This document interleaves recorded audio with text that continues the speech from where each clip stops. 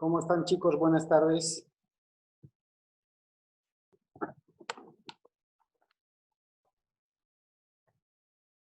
Hola, ¿me escuchan? ¿Me copian? Claro. ¿Cómo está, doctor? Buenas tardes. ¿Cómo están? Buenas tardes.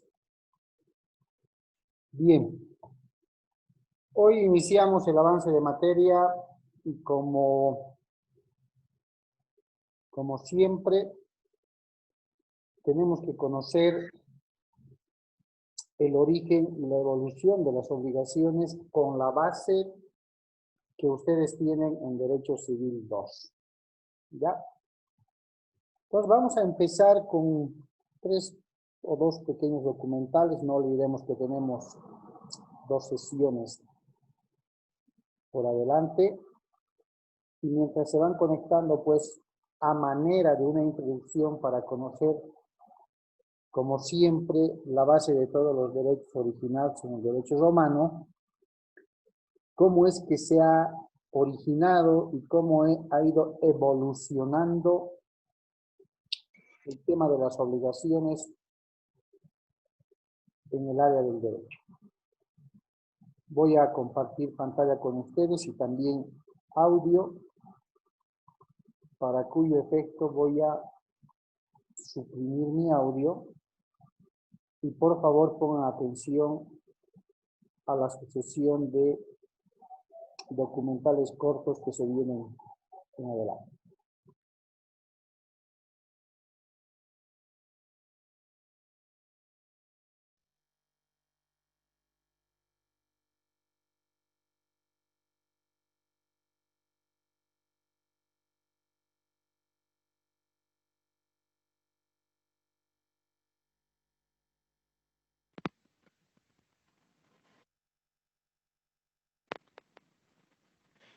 Obligaciones.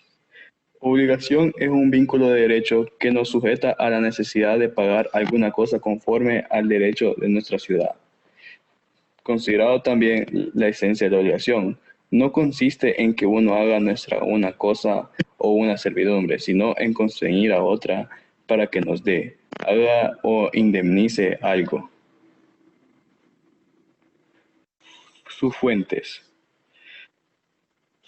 Tiene 4 fuentes principales que son el contrato, que es un acuerdo de voluntades entre varias personas que tiene por objeto producir obligaciones civiles; el delito, hecho contrario al derecho y castigado por la ley; cuasicontrato, parecido al contrato con excepción que éste carece de consentimiento de los sujetos; cuasidelitos, hecho ilícito no clasificado entre delitos.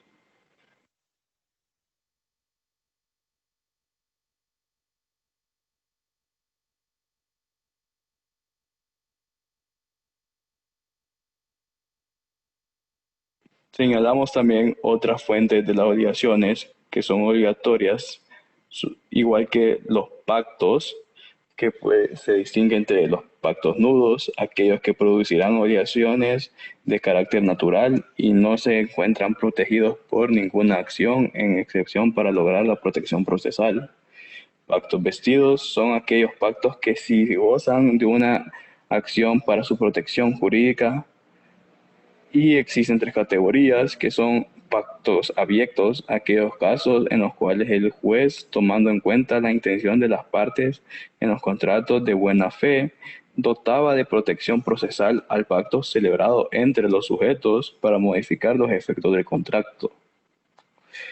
Pactos pretorios, aquellos casos en el que el pretor concedía protección procesal a través de acciones y excepciones a determinado pacto nudo. Y pactos legítimos, aquellos que se encuentran protegidos procesalmente por disposición expresa de alguna constitución imperial.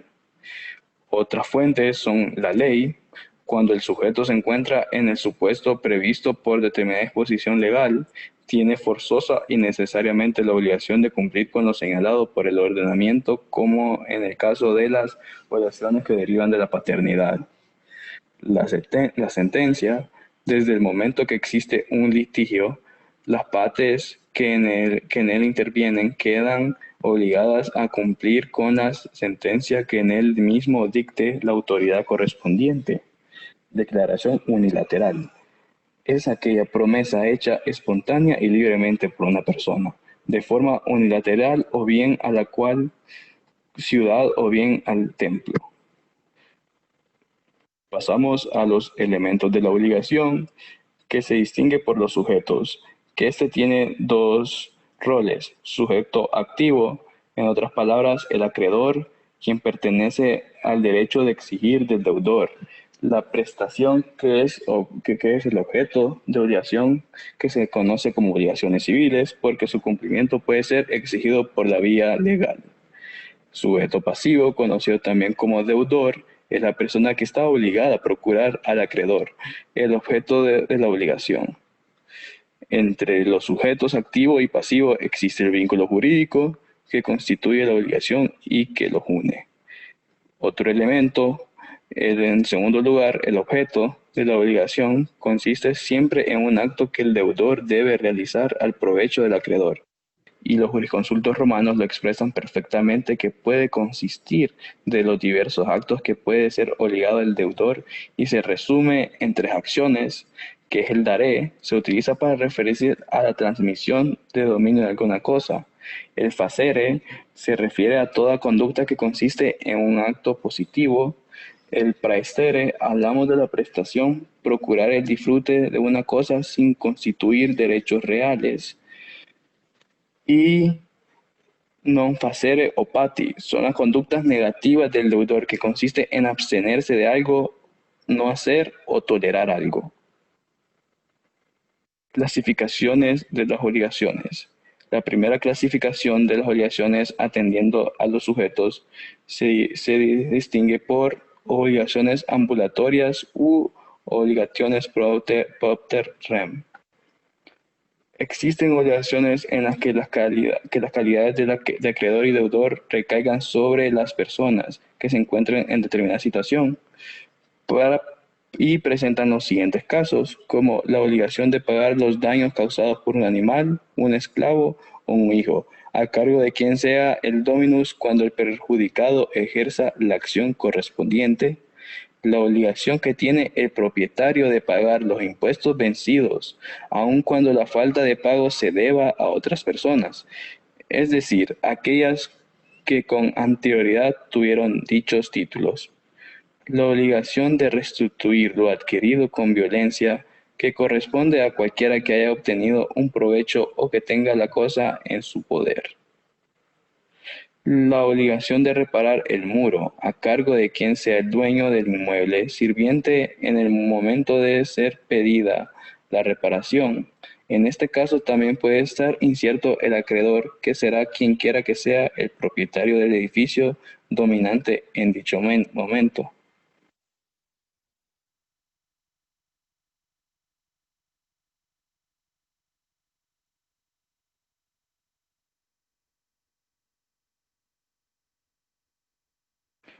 Obligaciones parciarias, mancomunadas o a prorata.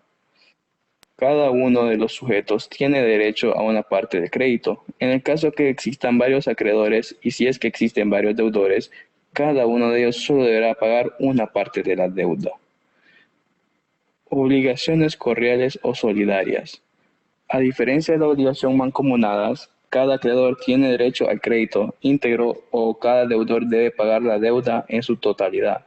El pago efectuado por uno de los deudores extingue la obligación y libera a los demás. El pago puede a su vez cobrar a los otros codeudores la parte que les corresponda, así como los acreedores pueden exigir su parte al acreedor que recibió el pago.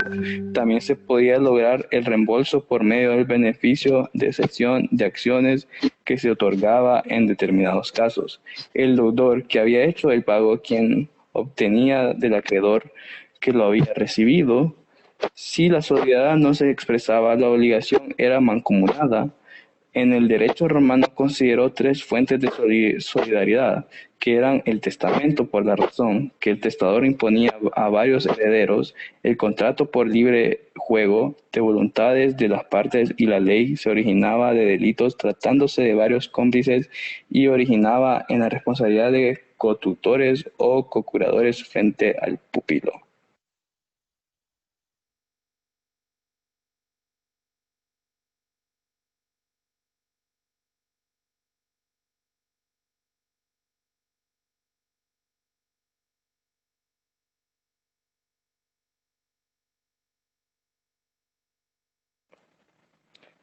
La segunda clasificación de las obligaciones atendiendo al objeto se distingue por obligaciones divisibles e indivisibles.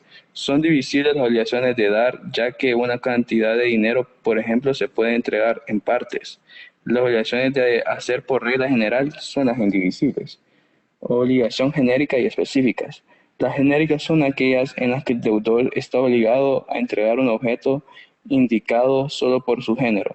La elección del objeto correspondía al deudor a menos que se hubiera convenido que la hiciera el acreedor o un tercero. Si el objeto se perdía, la obligación no se extinguía, mientras que quedara la posibilidad de sustituirlo por otro mismo género. Las específicas, el objeto está individualizado, por ejemplo, si el objeto se perdía, la obligación se extinguía y el deudor quedaba liberado a menos que se conviniera lo contrario, hubiera ocurrido en mora o el objeto se perdiese por su culpa o dolo. Obligaciones alternativas y facultativas. Las alternativas establecen dos o más prestaciones de las cuales el deudor solo debe cumplir una. La elección le corresponde al deudor, salvo que se hubiera convenido otra cosa. Si alguna de las prestaciones se hace imposible, la obligación no se extingue mientras el deudor pueda cumplir con cualquiera de las restantes. En facultativas solo establece una prestación, pero en algunos casos el deudor tendrá la posibilidad de liberarse cumpliendo con otro. La tercera clasificación de las obligaciones atendiendo al derecho del cual lo provienen. En este sentido, las obligaciones pueden ser civiles u honorarias. Son civiles las que quedaron reglamentadas por el derecho civil y honorarias las que emanan del derecho honorario. Cuarta clasificación. Clasificaciones de las obligaciones atendiendo su eficacia procesal, que son obligaciones civiles y obligaciones naturales. Se refiere a la eficacia procesal de la obligación. Son obligaciones civiles aquellas que están dotadas de acción para exigir su cumplimiento, en tanto que las obligaciones naturales no están provistas de un medio judicial para obligar al deudor a cumplirlas. Los diferentes casos de obligaciones naturales son las obligaciones contraídas por los esclavos, las obligaciones contraídas entre las personas sujetas a la misma potestad o entre estas y el padre, las obligaciones que nacen del simple pacto, las obligaciones extinguidas por capitis de minutio, por litis contestatio o por prescripción de la acción, las obligaciones contraídas por pupilos sin autorización del tutor, las que nacen de préstamos realizados en contra del senaconsulto macedoniano, que prohibía se hicieran préstamos a los hijos de familia. Los casos de obligaciones naturales en el ámbito jurídico. En caso de pago, el acreedor puede retener lo pagado, puesto que el deudor no puede exigir alegando que pagó algo que no debía. La obligación natural puede ser garantizada por fianza, prenda o hipoteca. Por novación puede convertirse en obligación civil. Debe tomarse en cuenta en el cómputo de la herencia y del peculio. Y puede oponerse en comprensión a una obligación civil.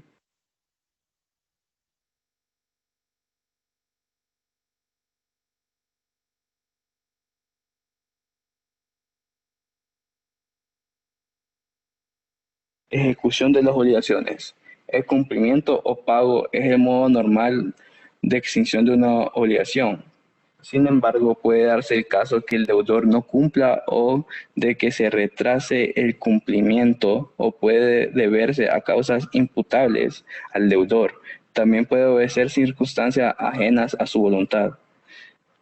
Los diferentes casos de incumplimiento. La mora era el retraso culpable o doloso en el cumplimiento de una obligación. El deudor incurre en mora cuando no cumple a tiempo y por causas que le sean imputables. El acreedor también podía incurrir en mora si cuando rechazaba sin justa causa el pago ofrecido por el deudor. Y se distinguían por dos categorías. Mora debitoris. Para que el deudor incurriera en mora, era necesario que el retraso la fuera imputable y la deuda estuviera vencida. Para aquellas obligaciones no sujetas a plazo, era necesario que el acreedor hubiera requerido el pago mediante una interpelación. Además, incurre en mora sin interpelación la persona que obtenga un objeto ilícito. El deudor moroso debía pagarle al acreedor los daños y prejuicios que su retraso le hubieran ocasionado. Respondía hasta por fuerza mayor y se hacía dueño de los frutos del objeto debido desde el momento en que el deudor se constituyó en mora. Mora creditoris. La mora del acreedor aparece cuando ésta rechaza injustificadamente la oferta de pago que le da el deudor. Tiene como consecuencia eliminar la mora del deudor. Si el deudor debía una cantidad del dinero, el deudor podía sellarla y depositarla en establecimientos públicos, quedando así liberado de la obligación. Otro caso de incumplimiento que es el dolo existe solo cuando voluntariamente el deudor no cumple la obligación con la intención de dañar al acreedor. El dolo no se presume sino debe ser aprobado por el acreedor, siguiendo por los elementos del dolo, que son, primero, un acto o una omisión del deudor. Segundo, la intención de llevar a cabo dicho acto. Tercero, que este acto traiga un perjuicio económico al parte. El tercer incumplimiento, que es culpa, se da cuando el deudor ocasiona un daño al acreedor por su falta de cuidado o negligencia. Existen diferentes grados de la culpa y así tenemos en primer lugar la culpa lata, o sea, la culpa grave o excesiva negligencia. La culpa levis, que menos graves y que a su vez se podía hacer en abstracto o inconcreto. Cuando el deudor no hubiera observado los cuidados de un buen padre de familia, la culpa leve en concreto se determina comparando la conducta del deudor con el grado de cuidado que él mismo acostumbrara a observar en sus demás negocios. Una vez establecida la responsabilidad del deudor, la cuantía de la indemnización era determinada por el juez. El último caso de incumplimiento, el caso fortuito o fuerza mayor, es un acontecimiento no imputable al deudor que hace imposible el cumplimiento de una obligación. Puede consistir en un hecho natural como una inundación, terremoto o cualquier desastre natural. En el lado jurídico, como cuando se sustrae del comercio una cosa y finalmente también se considera como caso fortuito a la fuerza irresistible, la guerra, por ejemplo. En estos casos, el deudor quedaba liberado a menos que se hubiera convenido lo contrario o estuviera en mora.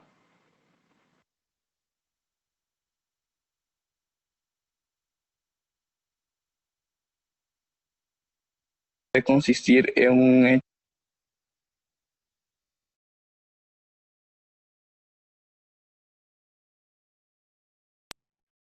Bien, chicos, a ver, ese pequeño documental que nos habla sobre el origen y la evolución de las obligaciones en el derecho romano.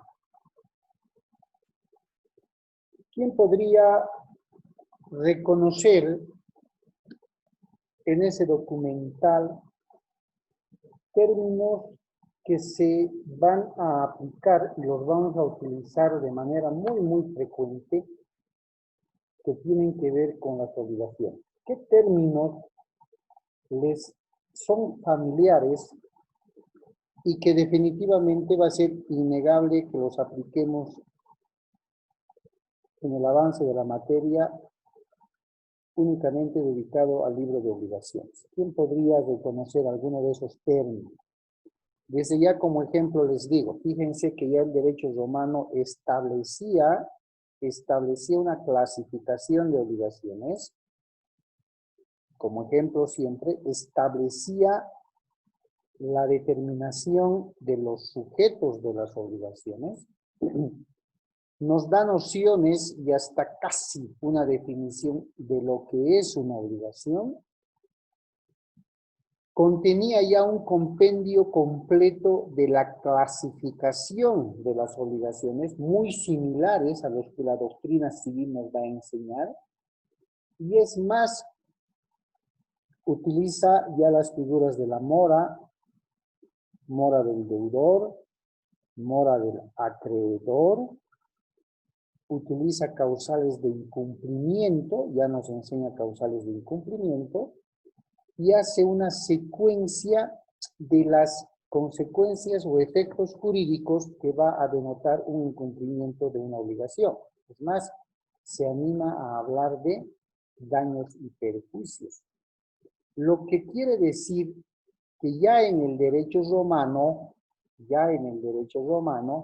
se establecieron reglas claras, aunque de pronto no vamos a decir de una talla muy avanzada, pero ya se establecían reglas claras de lo que significaba el cumplimiento e incumplimiento de una obligación. Por otro lado, han podido establecer ustedes, es un documental antiguito, define cuáles son las fuentes de las obligaciones. Y en primer lugar cita a los contratos. Desde ese punto de vista, todas las legislaciones en el mundo y la doctrina en materia civil ha establecido que una de las principales, si no la única, una de las principales fuentes de las obligaciones, y apúntenlo bien, cáptenlo bien porque puede ser pregunta de examen, una de las principales fuentes de las obligaciones son los contratos. ¿Ya? ¿Qué otros términos similares o que se adecuarían al libro de obligaciones han escuchado, chicos? Doctor, buenas tardes. Un favor, se escucha muy alejado lo que está hablando, ¿no? ¿Me escuchan muy bajito o muy alejado? Muy alejado, doctor. Ahora, ¿cómo me escuchan? Lo mismo, sigue lo mismo. O sea, ¿escuchan como si el volumen estuviera bajo?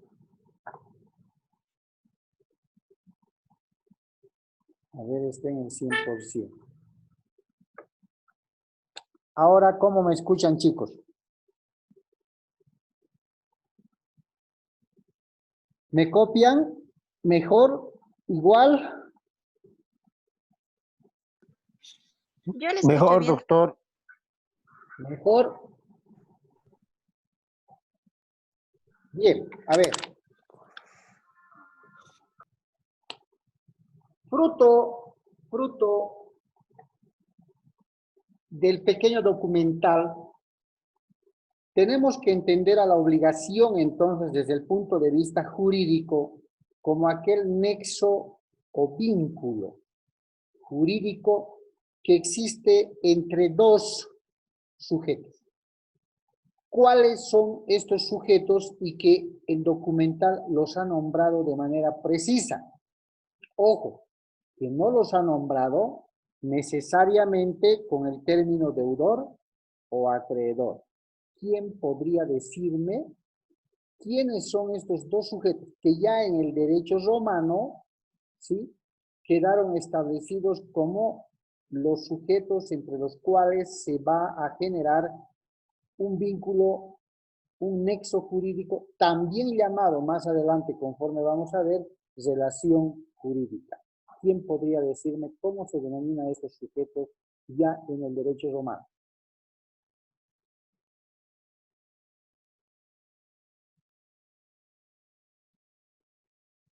Nadie se acuerda en la primera parte, bueno, ni siquiera en la primera parte. Ya avanzadito el documental, ¿cómo definía a estos dos sujetos el derecho romano?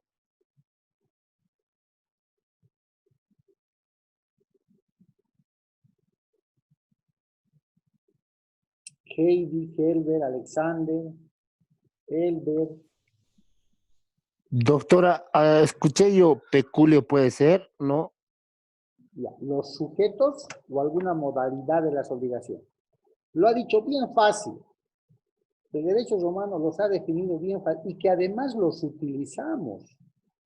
¿Sí? A ver, nos vamos a ir ubicando.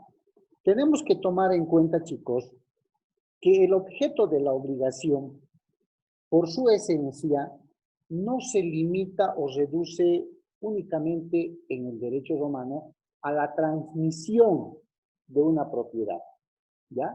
En el derecho romano, conforme lo ha dicho en el origen y evolución de este libro, conforme se ha dicho en el videíto, ¿sí? Tenía también por objeto la determinación de un acto positivo para realizar el enlace o vínculo entre dos sujetos. El derecho romano los denomina sujeto activo y sujeto, ¿qué sujeto? Pasivo. Pasivo, muy bien. Lo que quiere decir, y tiene coincidencia, si ustedes tienen a la mano el Código Civil, ubíquense en el artículo 291, que es el inicio del libro de obligación. En una obligación, cualquiera sea esta, que nuestro Código Civil los denomina acreedor y deudor, ¿quién sería el sujeto activo? ¿El acreedor o básicamente el deudor?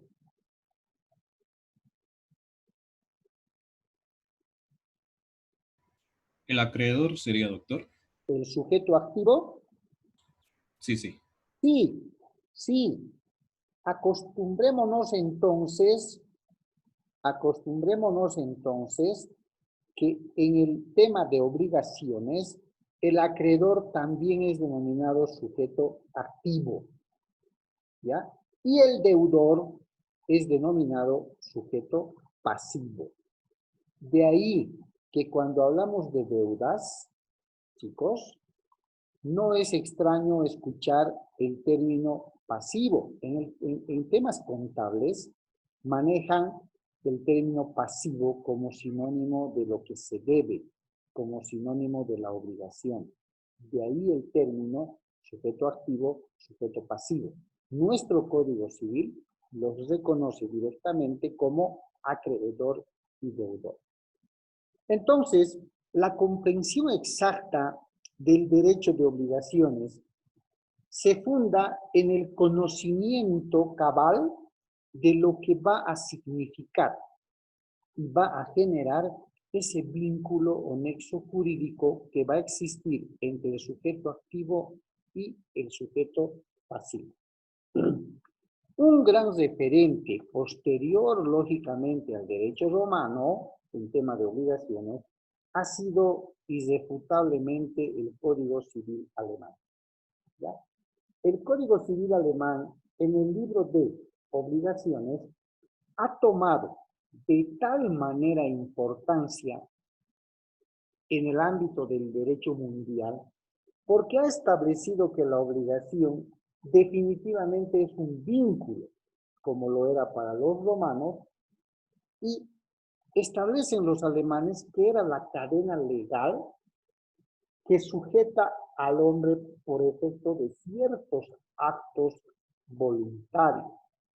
Más adelante, estos actos voluntarios, conforme ustedes lo han podido ver en introducción al estudio del derecho, estoy seguro, porque han diferenciado lo que es un acto jurídico de un hecho jurídico, ¿cierto? En ese sentido, el Código Civil alemán, ya precisando conceptos, ya buscando una definición cabal de lo que tenía que establecerse en cuanto a la obligación, define de manera clara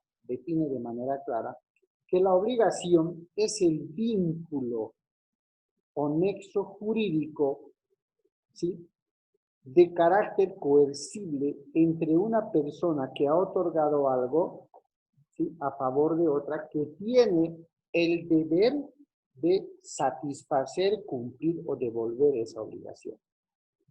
La expresión para el Código Civil alemán, la expresión relación jurídica, mejor precisada por ellos como relación de obligación, en el concepto de uno de los más notables autores en materia civil, el profesor Lehmann, supone, dice, la existencia de un crédito singular con el deber correlativo de quien lo recibe, está en la obligación de devolver, ¿cierto? De ahí que si ustedes revisan el artículo 291 del Código Civil, establece claramente que el acreedor tiene el derecho de exigir el cumplimiento de la obligación y el deudor tiene el deber, tiene la obligación de cumplir y satisfacer esa obligación. Ahí ya están haciendo una prestación y una contraprestación. El acreedor o el sujeto activo que entrega algo al deudor, pero con el compromiso de ambas partes de que el deudor va a devolver, va a satisfacer, va a realizar o se va a abstener de hacer algo a favor del acreedor. Ahí es donde se generan, ¿sí?, las tres clases, los tres ejes de las obligaciones. El dar, el hacer y el no hacer. Dar tiene como sinónimo entregar algo.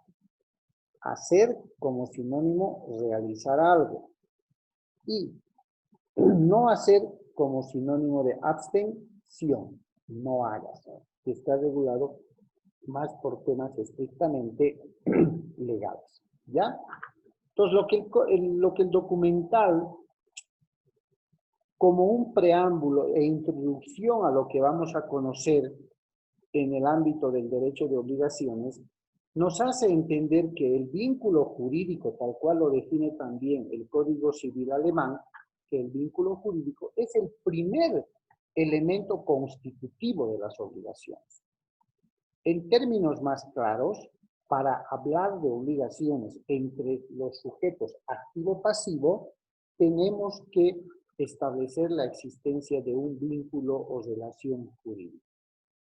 ¿Sí? El segundo y el tercer elemento de la obligación, ustedes lo han visto, elementos de la obligación en el derecho romano, precisamente estaba conformado por el sujeto activo y el sujeto pasivo. Y con respecto al sujeto activo, como en el resto de los derechos civiles, es decir, civil 1, civil 2, civil 3, civil 4, la obligación tiene por sujeto indispensable una persona, con la única particularidad del nombre que va a distinguir a estos sujetos. Ahí es donde se introduce, ¿sí? Sujeto activo, sinónimo de acreedor.